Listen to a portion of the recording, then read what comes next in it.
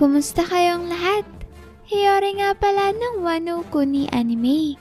Ito na famang kabuuan ng napaka-emosyonal na pagtatapos ng engkwentro ng Straw Hat sa pinakamalalakas na individual sa world government, ang 5 Elder Planets. Sana pala'y ilike nyong video ito at sana huwag nyong skip kahit yung maikling ads lang dahil sobrang laking tulong na nito sa akin at sa ating channel.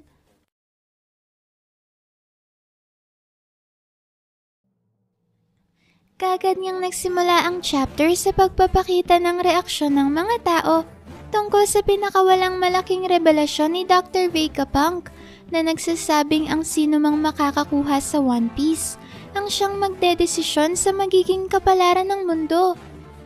Dito may labis na nabahalang mga mamamayan ng iba't ibang mga bansa dahil hindi nila lubos maisip kung ano ang magiging kinabukasan ng lahat sa oras na isang piratang siyang makakuha ng kayamanang iniwan ni Roger. Bigla namang kinwestiyon ng ilan ng mga siniwalat na katotohanan ni Dr. Vegapunk dahil hindi nila matanggap na kasama ang kanilang bansa sa mga kontinente na lulubog sa ilalim ng karagatan kapag naganap ng malawakang digmaan. Dahil nga sa mga pangambang ito may nagsimulang magpanik ang mga tao at nagsihingi sila ng saklolo sa mga Marines upang maprotektahan ng mga mamamayan sa paparating na malaking trahedya na nakatakdang mangyari sa malapit na hinaharap. Kabaliktaran naman ng reaksyon ng mga pangkaraniwang mamamayan ay tuwang-tuwa ang lahat ng mga pirata sa iba't ibang bahagi ng mundo na ngayon ay masayang nagdiriwang dahil ang mismong pinakamatalinong sayantipiko na sa mundo ang siyang nagkumpirma na totoo talaga ang kayamanan na iniwan ng hari ng mga pirata. Dahil dito ay mas lumakas ang loob ng mga pirata na galugarin ang lahat ng sulok ng malawak na karagatan upang maunang makahanap ng One Piece treasure at magkamit ng kapangyarihan na makakontrol sa magiging kinabukasan ng mundo. Sa sumunod na panel naman may makikita natin na hindi lang pala ang mga malayang pirata sa mundo ang nagdiriwang sa oras na to dahil maging ang mga pirata palang nakakulong ngayon sa loob ng tinaguriang Great Prison na Impel Down ay nagsisimula na ding mabuhayan ng loob at gumawa ng komosyon sa loob ng kani-kanilang mga selda. Dito ay sinisigaw ng mga preso na dumating ng panahon para ang mga pirata naman ang siyang maghari sa buong mundo. Sinabi ng mga ito na bilang ng araw ng pamumuno ng world government at hindi man lang nila mamamalayan kung anong nagpabagsak sa kanila. Habang nagwawala naman sa kanilang selebrasyon ng mga preso, ay nagsimulang maalarmang mga Marines at Jail Warden sa nagaganap na kaguluhang ito sa loob ng underwater prison na Impel Down. Dito ay tinanong ng nakakataas na warden ang kanyang mga tauhan kung bakit daw ba nila hinayaang marinig ng mga preso ang ginawang pag-broadcast ng mensahe ni Dr. Vegapunk. Sumagot naman ang mga ito at sinabing bigla na lang daw nagsimulang mabuhay ang lahat ng mga Dendenmushi sa loob ng Impel Down at pagkatapos ay doon na nag-play ang emergency broadcast. Sinabi ng mga warden na sinubukan nilang patayin o i-turn off isa-isang mga Dendenmushi. Subalit kahit daw anong kanilang gawin ay tuloy-tuloy pa din ang pag-play ng mensahe ni Dr. Vegapunk sa mga ito. Sa dulo naman ng panel ay pinakita ang bagong Marine Headquarters sa New World, kung saan nakikinig ang mga opisyal ng Marines katulad ni Vice Admiral Stainless. Dito ay galit na galit ng Vice Admiral na kinukundena ang pagsisiwalat na ginawa ni Dr. Vegapunk dahil sigurado daw na magdudulot ito ng malaking kaguluhan sa buong mundo. Pagkatapos niyan may sunod namang pinakita si Kobe na ngayon ay kasalukuyan pa ding nagpapagaling sa loob ng Marine GS General Hospital. Dito ay mukhang malalim ang iniisip ni Kobe, habang ang kapwa Marine naman niya na si Hibari ay tahimik lang na nakaupo sa tabi ng kanyang higaan. Makikita natin dito na bigla palang naalala ni Kobe ang naging pag-uusap nila ni Luffy nung sila ay bata pa lamang, kung saan binahagi ni Luffy sa kanyang pangarap nitong maging hari ng mga pirata. Hindi naman makapaniwala si Kobe sa pangarap na ito ni Luffy dahil iniisip nito na ang pagiging hari ng mga pirata ay may kaakibat na kayamanan, katanyagan at kapangyarihan. Dahil dito ay napatanong tuloy si Kobe kay Luffy kung binabalak din ba nitong makuha ang One Piece para makamtan ang kanyang pangarap na maging King of Pirates. Hindi naman sinagot ni Luffy ang katanungang ito ni Kobe at sa halip ay napangiti na lamang ito sa kanya. Sa sumunod na panel ay bumalik na sa kasalukuyan ng chapter kung saan biglang naging seryoso ang mukha ni Kobe habang sinasabi na gagawin niya ang lahat para mapigilan si Luffy sa pag-abot ng kanyang pangarap. Pagkatapos yan may lumipat naman ang tagpo sa teritoryo ng Cross Guild kung saan tinanong ni Buggy ang lahat ng kanilang miyembro kung sino daw bang nagsabi na gusto niyang mapasakamay ang buong mundo. Nagtaka naman ang mga miyembro ng Cross Guild at tila ba hindi nila maintindihan kung anong gustong sabihin ng kanilang pinuno. At sa isa na namang makulit na double page na kinatatampukan ng kagitingan ni Buggy, ay dito na niya sinigaw sa lahat ng miyembro ng Cross Guild na ang buong mundo ay hindi mapapasa kanya lamang, kundi mapapasa kamay nilang lahat. Pagkasabi nga nito ni Buggy ay biglang umalingaw-ngaw sa buong Karaibari Island ang nakakabinging hiyawan ng mga tagusunod ng Genius Jester. Dito ay tuwang-tuwa at napapaluha pa sa sobrang kaligayahan ng mga tauhan ni Buggy dahil sa kanyang naging deklarasyon. At sa sobrang saya nga ng kanyang mga tauhan, ay pinangako pa ng mga ito ang kanilang katapatan at sinabing susunod sila kay Buggy kahit saan pa ito magtungo, maging hanggang sa kailaliman pa ng mundo. Pagkatapos nito ay makikita naman natin ang sitwasyon sa mismong silid kung nasan si Buggy. Dito ay tahimik lang palang nagmamasid sina Dracule, Mihawk at Crocodile sa mga pinaggagawa nitong si Buggy. Nakakatawa namang sinitsita ni Crocodile si Buggy at pinaupo ito na parang isang aso. Kagad namang sinunod ni Buggy ang utos na ito ni Crocodile na may kasabay pang pag-iyak. At sa dulo nga ng panel ay mukhang ginising na naman ang realidad itong si Buggy dahil isang malakas na pagsigaw ang ating maririnig at tila ba ginulpi na naman ni Mihawk at Crocodile ang tumatayong puppet ng kanilang grupo. Sa puntong ito may lumipat naman ang chapter sa pag-uusap sa pagitan ni Blackbeard at ng isa sa kanyang Titanic captain na si Katarina Devon. Dito ay tinatanong ni Katarina Devon si Blackbeard kung isasama daw ba niya pabalik sa Pirate Island Beehive si Caribou dahil maaari naman niya itong tapusin ngayon din mismo kung yun ang ipag-uutos ng kanyang kapitan. Mangiyak-ngiyak namang nakiusap si Caribou kay Blackbeard na pahintulutan siya nitong makarating sa Hachinosu dahil sinisigurado daw niya na magugustuhan ni Teach ang daladala niyang mahalagang impormasyon.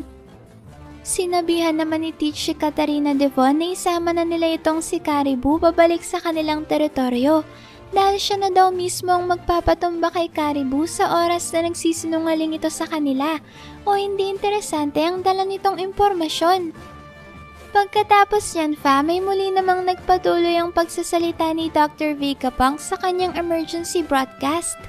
Dito ay sinabi ni Dr. Vegapunk na ito ang katotohanan, na si Joy Boy ay isang at ang kanyang...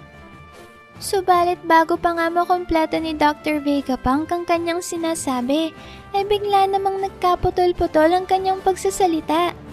Kasabay naman ito ay maririnig din natin ang isang malakas na sigaw na nagmumula sa hilagang silangang baybayin ng isla ng Egghead. Sa sumunod na panel ay makikita na nga natin na sa halimaw na baboy ramong mythical zoan form pala ni Saint Mercury nagmumula ang malakas na sigaw na yon na kanyang pinakawalan kasabay ng malakas niyang pag-atake sa Iron Giant na si Emmet. Dito may muling sinawag ni Saint Mercury sa Emmet na mabilis namang nagpalipad sa katawan nito sa ere. Sa lakas nga ng pag-atake na ito ni Saint Mercury ay madaling nagkabasag-basag ang ilan sa bahagi ng katawan ng Iron Giant. Napasigaw naman ang dalawang Giant Captains na sina Dory at Brogy, pati na din ang iba pa nilang crew dahil sa pag-aalala ng mga ito sa kalagayan ng ancient robot. At dahil nga pansamantalang natigil ang pagkilos ni Emmet, ay nagkaroon na ngayon ng pagkakataon si Saint Mercury para dumiretso sa barko ng Giant Warrior Pirates at pigilan ng mga ito sa ginagawa nilang pagtakas. Sa pagkakataong ito may makikita na natin ang dahilan kung bakit muling nagkaputol-putol ang emergency broadcast si Dr. Vegapunk.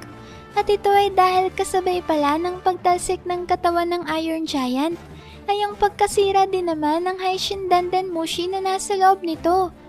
At dahil nga ang Haishin Dandenmushi ang responsable sa pagbabroadcast ng mensahe ni Dr. Vegapunk, ang pagkawasak nito ay nangangahulugan ng tuluyang pagtatagumpay ng 5 elders sa pagpapahinto sa emergency broadcast. Pagkatapos yan may makikita naman natin ngayon ang barko ng Straw Hats na kasalukuyan pa ding nasa gitna ng paglipad nito galing sa Labo Feast na siyang itaas na bahagi ng Egghead. Makikita natin dito na halos gahibla na lang ang pagitan ng Sunny sa ibabaw ng malaking sunog na kumakalat ngayon sa ibabang parte ng isla. Ang matindi pa dyan may malalaman din natin dito na nasundan pa pala ng malatikbalang na hybrid mythical zoan form ni Saint Nusturo ang barko ng Straw Hats sa kabila ng pagpigil sa kanya ni Atlas sa pamamagitan ng pagsasakripisyo nito ng sarili nitong buhay. Sa sumunod na panel ay napansin na nga ng Straw Hats na nakabuntot na ulit sa kanilang likuran si Saint Nusturo, kaya naman kagad nilang sinabihan si Zoro na gumawa ng paraan para mapigilan ang ginagawang paghabol ng Elder. Dito ay mabilis na naghanda sa pag-atake si Zoro, habang sina Usopp at Chopper naman ay makikita nating napaluwang mga mata dahil sa labis-labis na pagkatakot. Samantalang si Nami naman ay napaiyak na lang sa maaari nilang kahantungan sa oras na maabutan sila ng malatikbalang na Gorosei. Pagkatapos yan may bumalik naman ng eksena sa ancient robot na si Emmet, na ngayon ay muling humihingi ng tawad kay Joy Boy sa hindi pa din pinapaliwanag na kadahilanan. Kasabay naman ng eksenang ito ay ang tanawin ng Egghead mula sa malayo, kung saan makikita natin ang malaking sunog na mabilis na tumutupok sa buong isla at ang batalyon ng malalaking barkong pandigma ng Marines na nakapalibot dito. Sa sumunod na panel ay makikita naman natin si Luffy na ngayon ay mabilis na tinatahak ang direksyon papunta sa nakahandusay na katawan ng Iron Giant upang tingnan kung ayos lang bang kalagayan nito. Habang papalapit naman si Luffy ay biglang nagsalita si Emmet at sinabing nais niya daw sanang humingi ng tawad kay Joy Boy. Sinabi nito na sa totoo lang daw ay alam niya na talagang imposible na buhay pa din si Joy Boy hanggang sa panahong ito. Pagkasabi nito ni Emmet ay naguluhan naman si Luffy dahil hindi niya maunawaan kung ano bang sinasabi ng Iron Giant at kung siya ba ay kinakausap nito ngayon. Dahil dito ay tinanong ni Luffy ang Iron Giant kung napagkamalan ba siya nito bilang ibang tao. Sumagot naman si Emmet at sinabing kamukhang-kamukha daw ni Luffy ang kanyang kaibigan na si Joy Boy. At dahil daw dito ay biglang nagbalik kay Emmet ang masasayang alaala nung araw na yun. Sinabi din ni Emmet na sana daw ay mapatawad pa siya ni Joy Boy. Habang sinasabi naman ito ng Iron Giant ay kasabay nating makikita ang barko ng Straw Hats na kasalukuyan pa ding lumilipad at malapit ng lumanding sa dagat.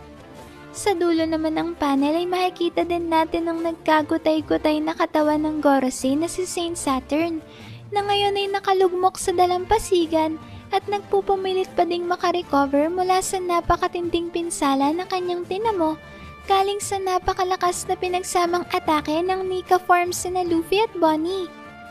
At sa isang ang nakakapanindig balahibong double page ay makikita natin ang 3 sa 5 elders na magkakasabay inatake ang parehong barko ng Straw Hats sa Giant Warrior Pirates.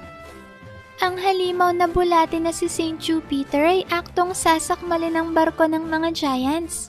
Samantalang ang malatikbalang na si Saint Nusturo naman ay halos nasa likod na mismo ng Thousand Sunny.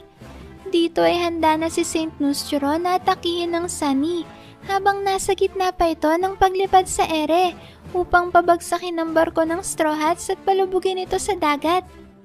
Makikita naman natin ang dambuhalang baboy Ramon na si Saint Mercury napapasugod na din sa dalawang barko habang nasa harapan pa rin niya ang Iron Giant na si Emmet na tila ba plano niyang sagasaan at patalsikin sa karagatan. Nagsimula namang mataranta ang Giant Warrior Pirates. Nalalam nilang wala na silang magagawa pa para matakasan ang pag-ataking ito ng mga elders at siguradong papalubugin na ng mga halimaw na ito ang kanilang barko. Sa gitna naman ng makapigil hiningang tagpong ito ay maririnig natin ang tinig ng Iron Giant na muling humihingi ng tawad kay Joy Boy. Subalit sa pagkakataong ito ay malalaman na natin kung ano nga bang dahilan ng paghingi ng tawad ni Emmet at kung ano nga bang nagawa nitong kasalanan sa kanya.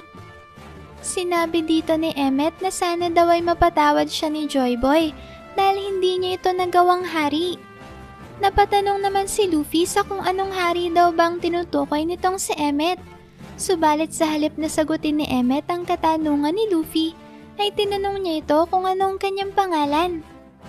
Sumagot naman si Straw Hat at sinabing siya si Monkey D. Luffy, ang susunod na magiging hari ng mga pirata.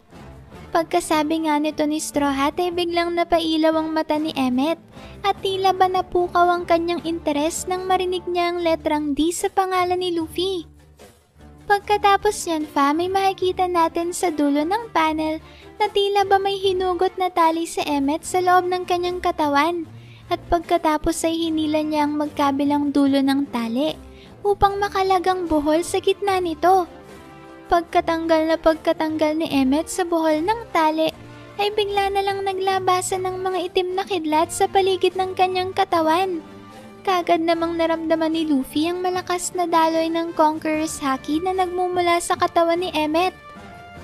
At sa lakas nga ng Conqueror's Haki na to ay mabilis na nagsibulaan ng mga bibig at nawalan ng malay ang mga marines na nasa paligid ng isla. Kapansin-pansin naman dito na naging masaya si Emmet habang pinapasalamatan nito si Luffy sa muling pagpaparinig sa kanya ng ritmo ng Drums of Liberation sa kahuli-hulihang pagkakataon. At sa isa na namang nakakakilabot na double spread ay makikita natin ang lawak ng epekto ng Conqueror's Haki na pinakawalan ni Emmet. Dahil mula nga sa malayo ay makikita natin ang malalaking itim na kidlat na naglalabasan mula sa isla ng Egghead. Sa tindi nga ng pwersa ng Conqueror's Haki na to ay nagawang makaabot ng mga itim na kidlat hanggang sa mga ulap sa itaas ng kalangitan, pati na din sa karagatan sa paligid ng isla. Habang nagaganap naman ang nakakamanghang pangyayari na ito, ay muling kinausap ni Emmet si Luffy. Dito ay sinabihan ni Emmet si Straw Hat na sana'y wag daw muna itong masasawi dahil hindi niya hayaang matapos kagad ang buhay ni Luffy sa pagkakataong ito. Sa sumunod na panel ay makikita naman natin na hindi lang pala ang mga marines sa mismong islang naapektuhan ng malakas na Conqueror's Haki na lumabas sa katawan ni Emmet dahil pati pala ang mga sundalo na lula ng mga marine battleships na nakapalibot sa isla ay nagsimula na ding magsibulaan ng mga bibig at mawala ng malay. Dito na nga isa-isang nagbagsakan sa sahig ang mga sundalo ng Marines na may mabababang ranggo, habang ang mga Vice Admirals naman ay bigla na lang pinagpawisan, katulad ni Vice Admiral Dal na hindi makapaniwala na sa haki lamang nagmumula ang ganito kalakas na enerhiya, at si Vice Admiral Pomsky na tinatanong kung kanino naman daw kaya maaring manggaling ang ganto katinding pwersa. Sa dulo naman ng panel ay makikita natin ang halimaw na bulate na si Saint Jupiter na nasa ibabaw na mismo ng barko ng Giant Warrior Pirates at nasa akto na ng pagkain dito ng buo. Subalit bago pa nga itutuluyang makain ni Saint Jupiter, ay sakto naman siyang pinatalsik ng malakas na haki na nagmumula kay Emmet pabalik sa isla.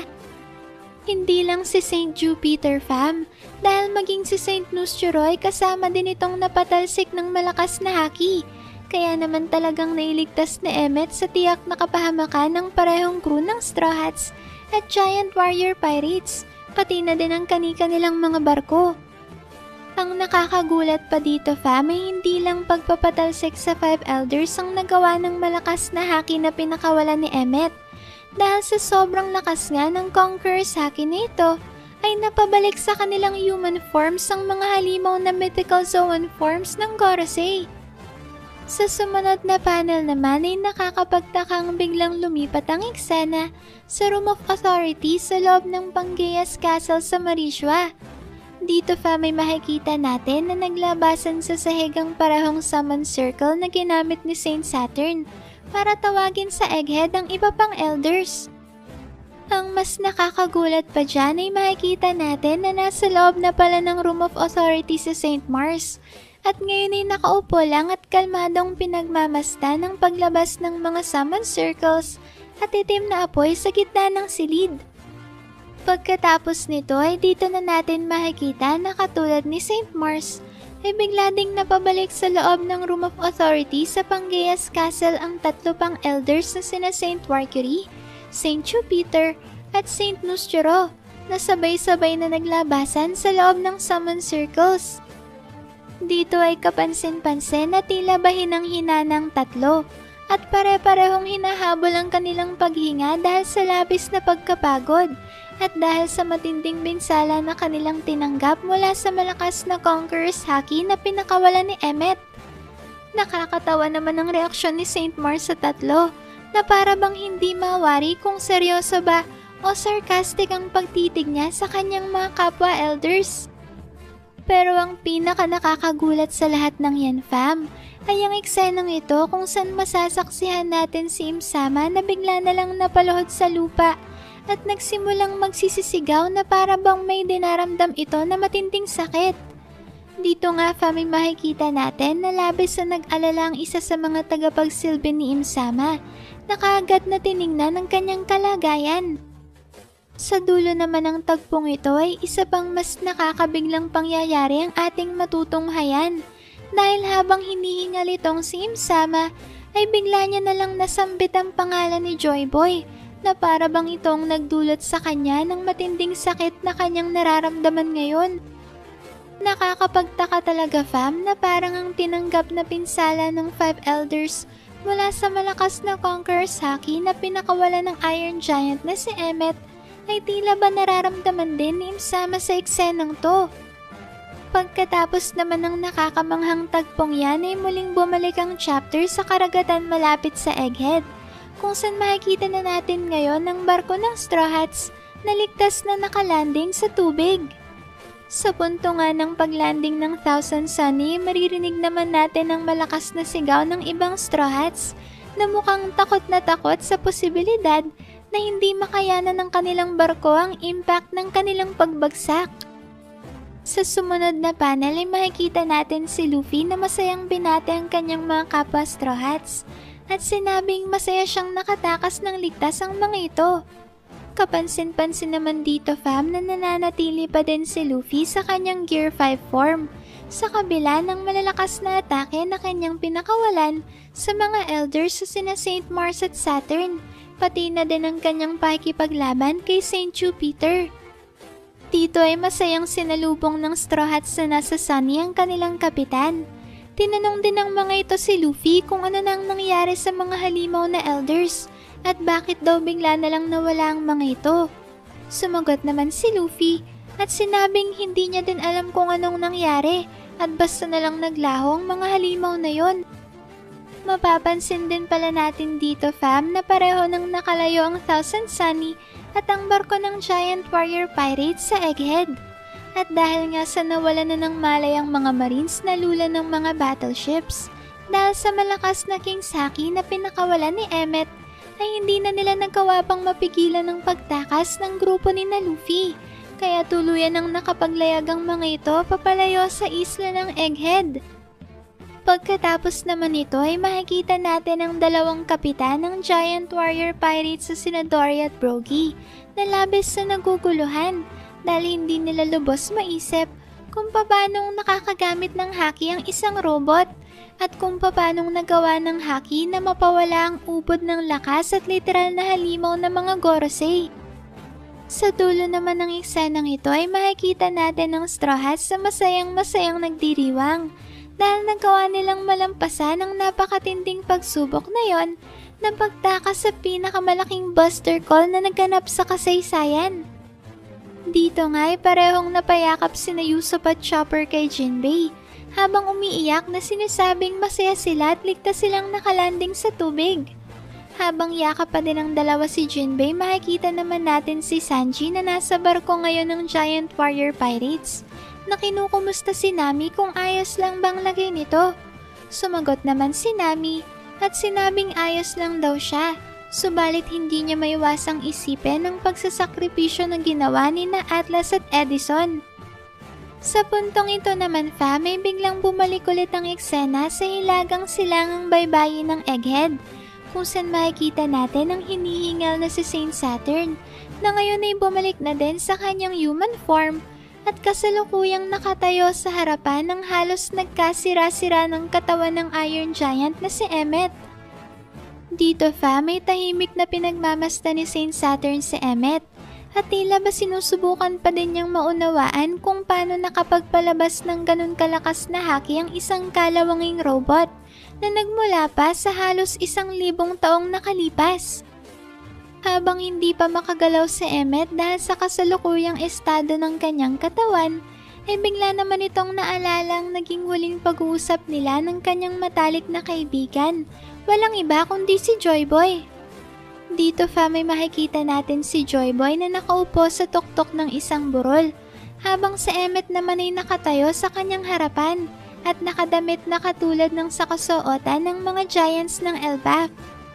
Sinabi dito ni Joy Boy kay Emmet na huwag nitong kakalimutan na gamitin ang bagay na to sa panahon lamang na kinakailangan at sa tamang pagkakataon.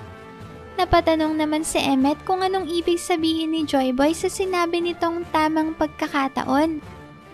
Sa sumunod na panel ay ipinaliwanag ni Joy Boy kay Emmet na iipunin niya ang kanyang tinataglay na pinakamalakas na haki at pagkatapos ay iseselyo niya ito sa loob ng katawan ni Emmet. Sinabi ni Joy Boy na gagawin niya ito sa pamamagitan ng pagbuhol sa isang tali na ilalagay niya naman sa katawan ng Iron Giant. Dagdag pa ni Joy Boy ay patuloy na mabubuhay si Emmet kahit hanggang sa panahon na hindi na siya nabubuhay. At kapag dumating na ang panahong yon, ay hindi na siya maaari pang dumating para masaklolohan si Emmet. Sumagot naman si Emmet at labis na ikinalungkot ang naging pahayag na ito ni Joy Boy. Sinabi ni Emmet na sana daw ay wag nang dumating ang panahong sinasabi ni Joy Boy na mauuna siyang mawala ng buhay kaysa kay Emmet. Pagkasabi nito ni Emmet ay nagpatuloy naman sa pagpapaliwanag si Joy Boy. Sinabi nito na kapag dumating ang pagkakataon na nalagay sa panganib ang buhay ni Emmet o ang kahit sino man na mahalaga sa kanya, ay doon na maaaring kalaga ni Emmet ang tali sa kanyang katawan na binuhol ni Joy Boy. Ito na nga famang nasaksihan natin kanina na pagpapakawala ni Emmet ng napakalakas na persa ng Conqueror's Haki. Kaya naman pala nasambit ni Im-sama ang pangalan ni Joy Boy, dahil kay Joy Boy pala talaga nang galing ang napakatinding Conqueror's Haki na yon. So kung napabalik ng haki ni Joy Boy sina Saint Mercury, Saint Jupiter, at Saint Eustace sa loob ng Room of Authority sa Pangeas Castle.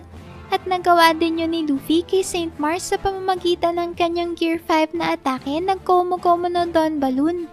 Mangangahulugan kaya ito na malapit nang maabot ni Luffy ang level ng lakas ni Joy Boy?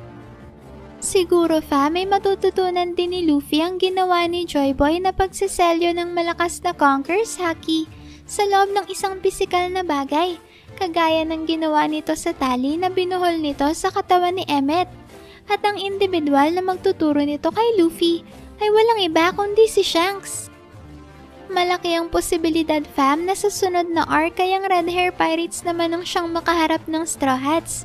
At sa pamamagitan nga ng napaka-astig na paghaharap na ito, ay doon na magkakaroon ng malalakas na power-up ang bawat miyembro ng Straw Hats na kakailanganin naman nila para may panalo ang paparating na Final War sa dulo ng kwento. Sobrang astig nun kapag nakita na natin si Luffy na nilalabanan si Shanks, na siya namang magsisilbing huling pagsasanay nito bago niya harapin ang pinakamalalakas na kalaban sa storya katulad ni na Fleet Admiral Akainu, Blackbeard, at ang mismong pinuno ng buong world government na si Imsama. Napakaastig nun, fam, kapag natutunan na ni Luffy mula kay Shanks kung paano gumamit ng Conqueror's Haki para atakihin ng malayuan ng kalaban, katulad na lang ng ginawa ni Redhair kay Admiral Green Bull. Ano sa tingin niyo, fam? Makakaharap nga kaya talaga ni na Luffy ang buong Redhair Pirates? At sino-sino kayang magiging match-up ng bawat isa sa crew ni Luffy? Sa pagpapatuloy naman ng huling bahagi ng chapter ay sinabi ni Emmet na kapag dumating ng tamang pagkakataon ay doon na dadating si Joy Boy para siya isagipin ito. Kagad namang sinang-ayunan ni Joy Boy ang naging pahayag na ito ni Emmet at sinabing dadating siya galing sa nakaraan para saklolohan si Emmet katulad ng dati na niyang ginagawa. Masayang-masaya namang nagpasalamat si Emmet kay Joy Boy. At sinabing natutuwa siyang isipin ang ginawang ito ni Joy Boy ay nagpaparamdam sa kanya na palagi silang magkasama kahit na dumating pang panahon na mawalan na ng buhay ang kanyang matalik na kaibigan.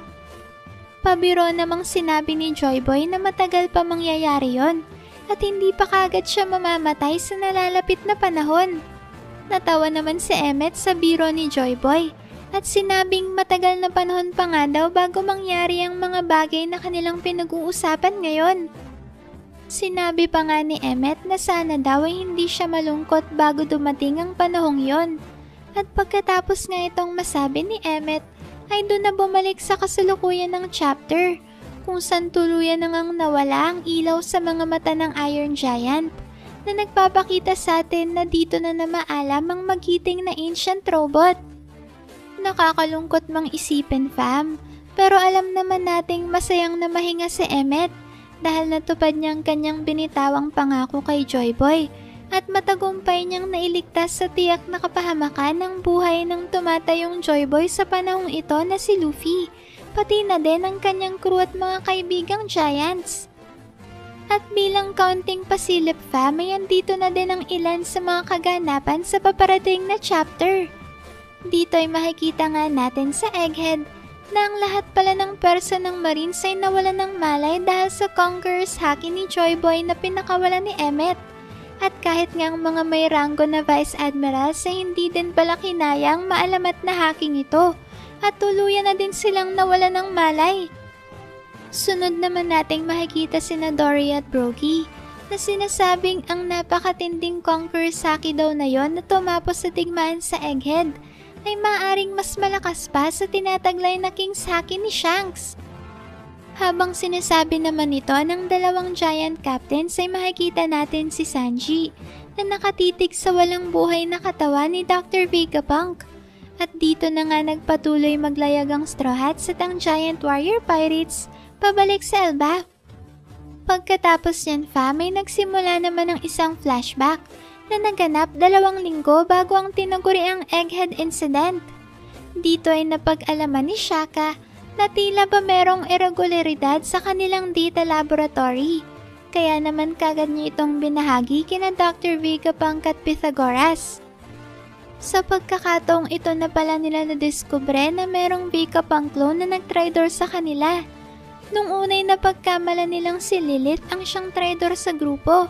Subalit sa dulo ay napagtanto nila na si York pala talaga ang siyang nagtaksil sa kanila.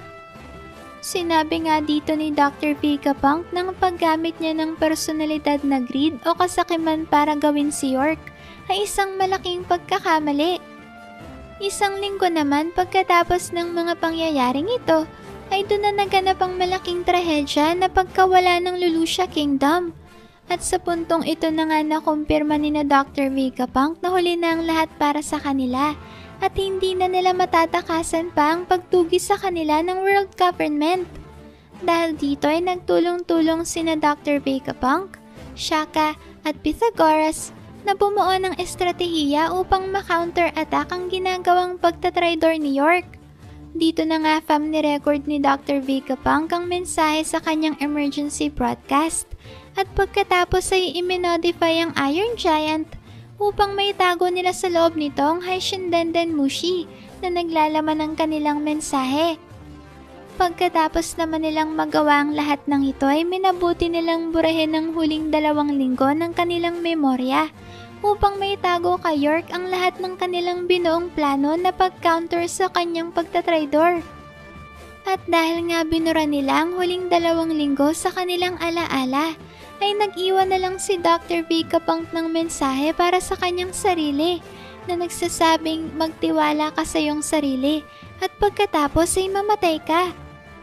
Sa puntong ito na bumalik ang eksena sa kasalukuyan, kung saan makikita natin ang Giant Warrior Pirates kasama sina Luffy at Usopp na masayang nagdiriwang dahil pupunta na sila ngayon sa Elbaf. Dito ay tuwang-tuwa si Usopp dahil sa wakas ay makakarating na siya sa kanyang matagal nang pinapangarap na bayan ng mga Giants. Sa dulo naman ng chapter ay makikita natin na habang pinagmamasta ni Sanji ang labi ni Dr. Vegapunk, ay kanyang inalalang naging huling mensahe nito sa kanya. Bago nga tuluyang malagutan ng hininga si Dr. Vegapunk ay sinabi nito kay Sanji na ang gusto niyang makakuha sa One Piece ay ang kanyang crew na Straw Hat Pirates. Grabe fam, napakadami pala talagang nagsakripisyo ng kanilang buhay sa arc na to. Ano kayang magiging reaksyon ni Lilith ngayong silang 2 na lamang ni York ang natitirang Vegapunk sa mundo? At ngayong kumpirmado ng sa Elbaf na ang susunod na destinasyon ng Straw Hats, mangyayari na nga kayang nakakapanabik na paghaharap ni na Luffy at Shanks kasama ang kanika nilang mga crew? Gaano naman kaya kalaki ang itataas ng bounty ni Luffy at ng Straw Hats ngayong naging bahagi sila ng legendary Egghead Incident at nagawa pa nilang makaligtas sa pinakamalaking Buster Call na naganap sa kasaysayan? Kayo na fam ang bahalang mag-comment dyan sa baba kung anong masasabi nyo sa mga bagay na yan. Maraming salamat fam sa solid at walang sawa ninyong pagsuporta sa ating channel. Sana'y palagi kayong ligtas at nasa mabuting kalagayan. Mag-ingat kayo palagi. See you on our next video and stay good fam!